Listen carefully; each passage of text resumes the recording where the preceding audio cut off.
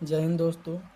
RT smart study में आपका स्वागत है। जैसा कि हमने पहले वीडियो में बताया था कि सभी टॉपिकों को बारी बारी से इससे बन सकने वाले सभी प्रश्नों को देखेंगे और ये टॉपिक जो है हर एक एग्ज़ाम, बिहार पुलिस हो, बिहार दरोगा हो, रेलवे, एसएससी, एनटीपीसी, इन सभी एग्ज़ामों में अगर इन टॉपिकों से प्रश्न आते हैं तो इन टॉपिकों से प्रश्न एक भी हम एग्ज़ाम में छोड़े ना, ये हमारा लक्ष्य रहेगा। तो इसी सीरीज़ में हम लोग का पहला टॉपिक का नाम है भारत की जनगणना, यानी कि 2011 की जो जनगणना हुई है भारत में, इससे जो भी प्रश्न बन सकते हैं उन सभी प्रश्नों को हम आज इस वीडियो में कंप्लीट करेंगे। तो चलिए हम ज़्यादा वक्त ना गवाते हुए अपने प्रश्नों पर आते हैं। तो हमारा प्रश्न है, चलिए, तो भारत की जनगणना 2011, इससे बन सकने वाले सभी प्रश्नों को हम लोग आज इसी वीडियो में कंप्लीट करेंगे। तो भारत की जनगणना 2011 जो थी, देश की 15वीं और स्वतंत्र भारत की 7वीं जनगणना थी। जनगणना जो होता है प्रत्येक 10 वर्षों के अंतराल पर होता है। और इसका इतिहास देखें तो जनगणना की शुरुआत 1872 ईस्वी में हुआ था और लॉर्ड मेयो के शासनकाल में हुआ था। नियमित रूप से जनगणना 1881 ईस्वी में हुई थी और लॉर्ड रिपन के शासनकाल में हुई थी। जनगणना किस मंत्रालय के अधीन आता है? तो गृह मंत्रालय के अधीन आता है। अगला प्रश्न है हम लोगों का कि विश्व जनसंख्या दिवस कब मनाया जाता है? तो 11 जुलाई को मनाया जाता है। 2011 की जनगणना का आदर्श वाक्य क्या था? तो हमारी जनगणना और हमारा भविष्य। और इसमें कुल प्रश्नों की संख्या 29 थी। आगे देख लेते हैं अपने प्रश्नों को। जनगणना से संबंधित अनुच्छेद कौन सा है? तो अनुच्छेद 246 है। और स्वतंत्र भारत की पहली जनगणना कब हुई थी? तो 1951 ईस्वी में हुई थी। जनगणना का महाविभाजक वर्ष 1921 ईस्वी को माना जाता है। क्यों माना जाता है? तो 1914 से 18 तक जो प्रथम विश्व युद्ध हुआ था और 1919 में जलियांवाला बाग हत्याकांड हुआ था, इसके कारण कम से कम 72 लाख जनसंख्या में गिरावट आई थी। आगे देखते हैं अब अगला प्रश्न। 2011 की जनगणना में कुल कितने नए जिले बनाए गए थे? तो 47 नए जिले बनाए गए थे। और 2011 की जनगणना के अनुसार भारत में जनसंख्या कितनी थी? तो 121.08 करोड़। अगर वर्तमान में पूछा जाए तो 143 करोड़ से भी ज़्यादा हो गए हैं। अगला प्रश्न है, भारत में विश्व की कुल जनसंख्या कितना निवास करती है? तो 17.5% निवास करती है। और लिंगानुपात की बात करें तो भारत में लिंगानुपात 943 महिलाओं पर 1000 पुरुषों की संख्या है। अगर पूछा जाए कि जनगणना किस अनुसूची के अंतर्गत आता है? तो 7वीं अनुसूची के अंतर्गत आता है और संघ सूची के अंतर्गत आता है। ये अनुसूचियों में 3 प्रकार की बताई गई है, संघ और राज्य और समवर्ती, जिसमें संघ पर केंद्र का अधिकार होता है, राज्य पर राज्य का, और समवर्ती पे दोनों का। जो भी कानून बनाया जाता है इन दोनों के सहमति से ही बनाया जाता है समवर्ती सूची में। आगे देखते हैं हम लोग अगला प्रश्न। विश्व में सर्वप्रथम जनगणना कराने का श्रेय किसे जाता है? तो स्वीडन को जाता है। स्वीडन को जाता है। कब जाता है? 1749 ईस्वी में। 2011 की जनगणना के शुभंकर क्या था? तो प्रगणक शिक्षिका था। प्रथम जनगणना कमिश्नर कौन था? तो डब्ल्यू प्लाडेन थे, जो कि 1881 ईस्वी में। और 1881 ईस्वी में ही नियमित जनगणना की शुरुआत हुई थी। स्वतंत्र भारत के प्रथम जनगणना आयुक्त कौन थे? तो आर्य गोपाल स्वामी, जो कि 1949 से 1953 तक थे। आगे देखते हैं हम लोग अगला प्रश्न कि 2011 के जनगणना आयुक्त कौन थे? तो सी चंद्रमौली थे। और पहली बार जातीय आधारित जनगणना कब हुआ था? तो 1921 ईस्वी में। और 1921 ईस्वी में ही द्वितीय गोलमेज सम्मेलन हुआ था। तो द्वितीय गोलमेज सम्मेलन और गांधी इरविन समझौता भी हुआ था, ये भी आप ध्यान में रखिएगा। आगे देखते हैं जनसंख्या का अध्ययन क्या कहलाता है? तो डेमोग्राफी कहलाता है।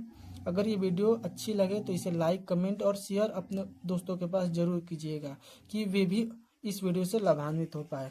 आगे देखते हैं हम लोग अगला प्रश्न कि इससे और भी क्या प्रश्न बन सकते हैं। तो ये जो स्लाइड है वो बहुत इंपॉर्टेंट है कि हर एक एग्जाम में इस स्लाइड से प्रश्न पूछे ही जाते हैं। देखते हैं कि कुल साक्षरता दर कितना है? तो 73% है, जिसमें पुरुष साक्षरता दर है 80.9% और महिला साक्षरता दर है 64.6%। लिंगानुपात की बात करें तो भारत में सर्वाधिक लिंगानुपात वाला राज्य केरल है, जिसका लिंगानुपात है 1084। और न्यूनतम लिंगानुपात वाला राज्य हरियाणा, जिसका लिंगानुपात है 879। ठीक, आगे देखते हैं सर्वाधिक लिंगानुपात वाला यूटी यानी कि केंद्र शासित प्रदेश कौन सा है? तो पुडुचेरी है, जिसका लिंगानुपात 1037 है। और न्यूनतम लिंगानुपात वाला केंद्र शासित प्रदेश दमन एवं दीव है, जिसकी लिंगानुपात 618 है। आगे देख लेते हैं हम लोग अपना अगला प्रश्न कि साक्षरता से संबंधित प्रश्न जो पूछा जाएगा। तो सर्वाधिक साक्षरता वाला राज्य कौन सा है? तो केरल है, जो कि 94% वहाँ की साक्षरता है। और न्यूनतम साक्षरता दर वाला राज्य कौन सा है? तो बिहार है, 61.8%। और सर्वाधिक साक्षरता दर वाला यूटी यानी कि केंद्र शासित प्रदेश कौन सा है? तो लक्षद्वीप है, 91.8%। और न्यूनतम साक्षरता दर वाला केंद्र शासित प्रदेश कौन सा है? तो दादर नगर हवेली, जिसका साक्षरता दर है 76.2%। आगे देखते हैं हम लोग अगला प्रश्न कि जनसंख्या घनत्व से अगर प्रश्न पूछा जाए तो सर्वाधिक जनसंख्या घनत्व वाला राज्य बिहार हो जाएगा, जिसका जनसंख्या घनत्व है 1106 व्यक्ति प्रति वर्ग किलोमीटर। और न्यूनतम जनसंख्या घनत्व वाला राज्य अरुणाचल प्रदेश है, जहाँ का जनसंख्या घनत्व है 17 व्यक्ति प्रति वर्ग किलोमीटर। सर्वाधिक जनसंख्या घनत्व वाला केंद्र शासित प्रदेश दिल्ली है, जिसका जनसंख्या घनत्व है 11,320 प्रति व्यक्ति वर्ग किलोमीटर। और न्यूनतम जनसंख्या घनत्व वाला केंद्र शासित प्रदेश अंडमान निकोबार है, जहां का जनसंख्या घनत्व है 46 व्यक्ति प्रति वर्ग किलोमीटर। आगे देखते हैं हम लोग अगला प्रश्न जनसंख्या से संबंधित कि सर्वाधिक जनसंख्या वाला राज्य उत्तर प्रदेश है, दूसरे नंबर पर महाराष्ट्र आता है और तीसरे नंबर पर बिहार आता है। न्यूनतम जनसंख्या वाला राज्य कौन सा है? तो सिक्किम है, जिसकी जनसंख्या 6 लाख है। और सर्वाधिक जनसंख्या वाला केंद्र शासित प्रदेश दिल्ली है, जिसकी जनसंख्या कितनी है भाई? तो 1.67 करोड़ है। न्यूनतम जनसंख्या वाला केंद्र शासित प्रदेश कौन सा है? तो लक्षद्वीप है, जिसका जनसंख्या है 64,000। आगे देख लेते हैं, इससे और भी प्रश्न जो बन सकते हैं उसको भी हम लोग देखते हैं। सर्वाधिक नगरीय जनसंख्या वाला राज्य कौन सा है? तब महाराष्ट्र है। और सबसे कम नगरीय जनसंख्या वाला जो राज्य है सिक्किम है। अगर प्रश्न पूछा जाए कि सर्वाधिक एससी यानी कि अनुसूचित जाति वाला कौन सा राज्य है? तो उत्तर प्रदेश है। और सर्वाधिक एससी यानी कि एसटी यानी कि अनुसूचित जनजाति वाला राज्य कौन सा है? तो मध्य प्रदेश है। सर्वाधिक एससी घनत्व वाला राज्य पंजाब है। और सर्वाधिक एसटी घनत्व वाला राज्य मिजोरम है।